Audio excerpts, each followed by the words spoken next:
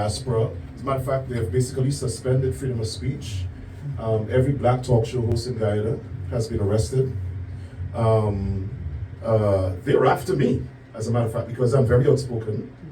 I have access to the elected leadership of this country, and they're after me.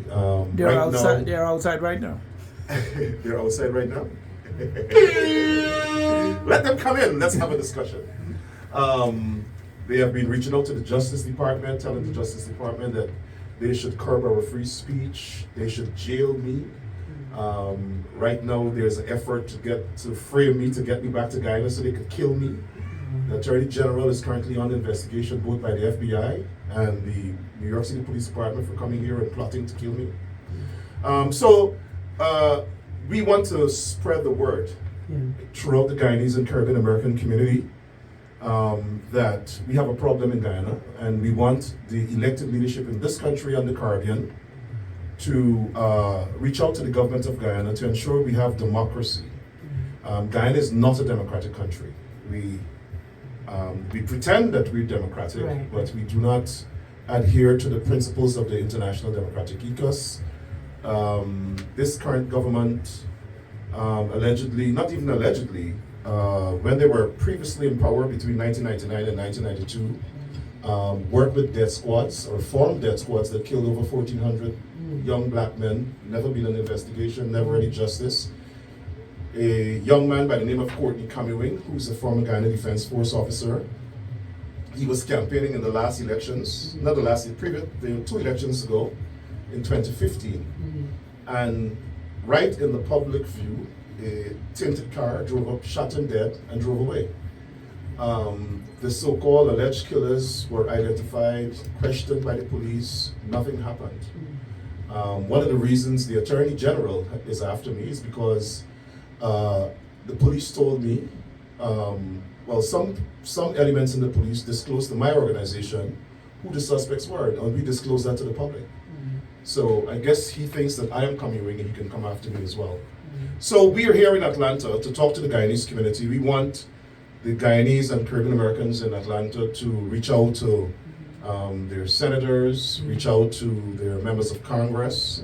Congressman Han Johnson has been very vocal on Guyana, issuing statements calling for the resources to be divided equitably amongst the people of the country. So we want to thank him for the interest he has in our country and our people, and we want to now ask him to reach out to the Biden administration, the State Department, the Justice Department, to ensure that we have a fully functioning democracy in Guyana, and that the Biden administration pays more attention to what is happening in Guyana, address the atrocities. We would like to see sanctions. The government has applied for a $13 billion loan with the U.S. Exim Bank to fund the oil to a gas to shore project. We want that project to be put on hold until democracy is restored fully in Guyana. That was a mouthful, I'm sorry. No, that was perfect. That was perfect. You said so many interesting things, and you said to how the key thing is that your life is in jeopardy right now, but no weapon formed against you. So we're just going to keep that Exactly. and that you're covered because you're working for people and for the people and for a reason. So we know that you have angels covering you and keeping you safe. So with people who cannot go, would not be able to attend the event today. On Saturday.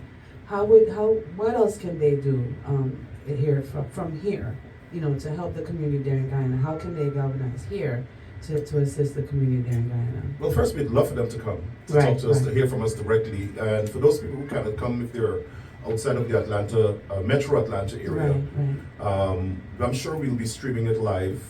But also we want them to engage their public officials, engage your state representatives, your state senators, but more particularly the federal officials. Right to the Congress members. We have 2 wonderful Democratic leaders here in Atlanta. The young lady, I think what's her name? That replaced Congressman John Lewis. She's the chairman of the Atlanta Democratic Party, Congresswoman Agnes Williams, and Han Johnson. And then you have your United States senators. And beyond that, right to the Congressional Black Caucus, right to the State Department, right to the White House. There's a disconnect, I think, between the legislative branch in the United States government and the White House, all members of Congress are speaking out. So far, about 10 members of Congress have spoken out bluntly about what is happening in Guyana. They don't want to see an undemocratic government and an ethnocratic government and an autocratic government in Guyana, in America's backyard.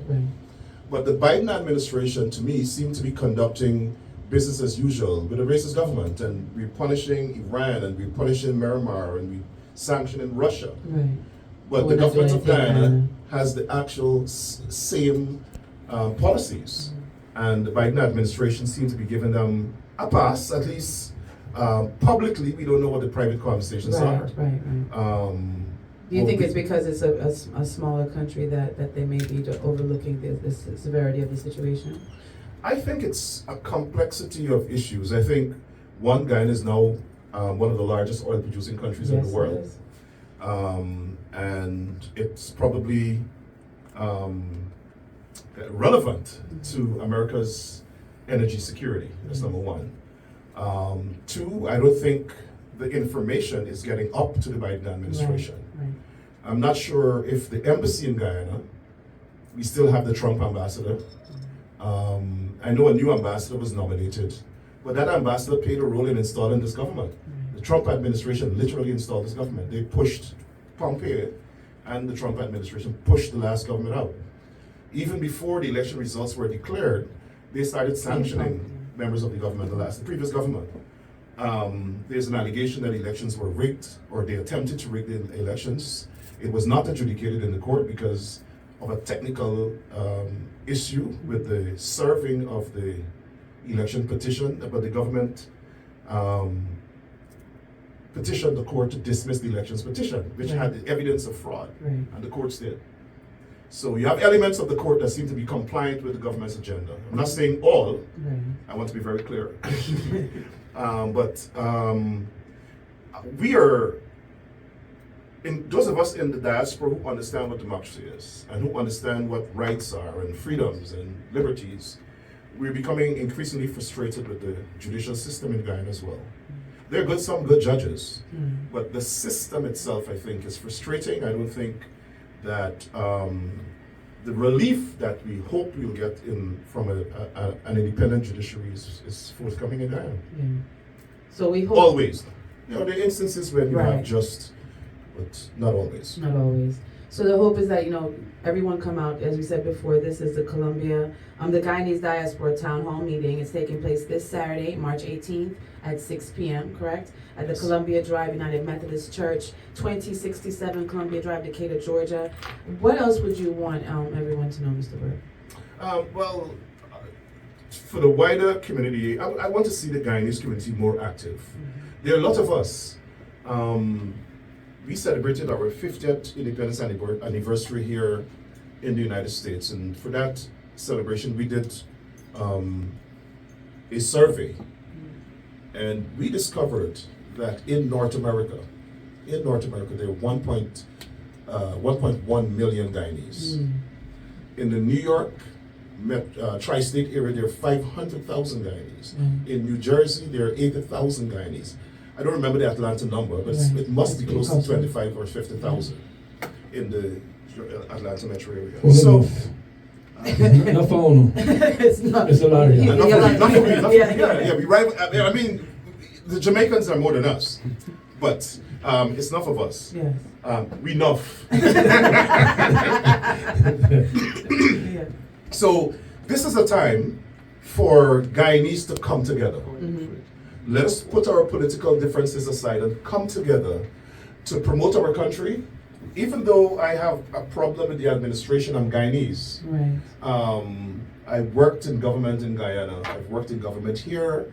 But everything I do, I try to promote Guyana. So we must come together to promote our country. We must come together to demonstrate that we have an interest back home. We are interested in what is happening in Guyana and the people of Guyana. Not only the black people of Guyana, of course we want to protect the interests of black people in Guyana, but all of the people. There are East Indians who don't support the government that are under subjugation. There are Amerindians who don't support the government that are under subjugation. And when we speak for them. But the majority of the people who are being more marginalized are black people. And we cannot have that. And I will keep fighting. Thank you. I'll keep fighting for them, just like I fight for the African Guyanese community here and the Caribbean Americans in New York. Right. And around the United States. I want all of us to come together. And unity for me is very important. My main mentor is Jamaican, Una Clark. Okay. She's the matriarch of Yes. Caribbean American politics in America. And she always talks about unity. We can only fight when we're strong, and we can only be strong when we stand together. Yeah, that's true. So my appeal to Guyanese, both at home and in the diaspora, and in Atlanta, we must stand together. We need unity. In unity, there is strength. We have to develop our country. We have to stand up and fight those who want to develop the country only for a few. The country, like Congressman Han Johnson said, the resources of the country belong to every Guyanese. Absolutely. Not only Indians, not only blacks, but every Guyanese. And I want to call on Guyanese to come together and stand up and let us develop our country together for everybody. Right, and take care of it now before, because as you said before, you're one of the richest oil reservoirs in the world, and you don't want people to come in and take advantage of that because there's a disconnect and disunity within the community. That's happening now. Exxon has basically moved the entire world operation in Guyana. Into Guyana. Guyana has Exxon's biggest operation in the world is in Guyana. Mm. So while we're fighting to figure out who owned the country and Yes, who they're governed the moving country in, and they're who raised moving more superior, the expatriates are taking our resources out. Mm. And before you know it, they'll leave us impoverished. We'll be like Venezuela or some of the other countries that have been cursed as a result of their oil wealth. Yes. And so I want us to be conscious of that and for us to develop the country for everybody. We thank you for being here, Mr. Burke. We make sure that's the Guyanese Diaspora Town Hall meeting. That's this Saturday, March 18th. That's at 6 p.m. at the Columbia Drive United Methodist Church. That's at 2067 Columbia Drive, Decatur, Georgia, 30032. See how many people? Hi, good evening, everyone. How are you? All 589 of you. Yes, please make sure I just said everything correctly. Make sure if you're here in the Atlanta metro area that you go to Columbia Drive United Methodist Church, 2067 Columbia Drive, Decatur, Georgia. I'm Rose Solo. Make sure y'all always check out the Rush Hour Show. Bye-bye. Don't go anywhere. Let's stay right here. We got to give out your information on the radio, but don't go anywhere. We're going to play this song. Come right back, okay? Yeah, man. I was enjoying the music.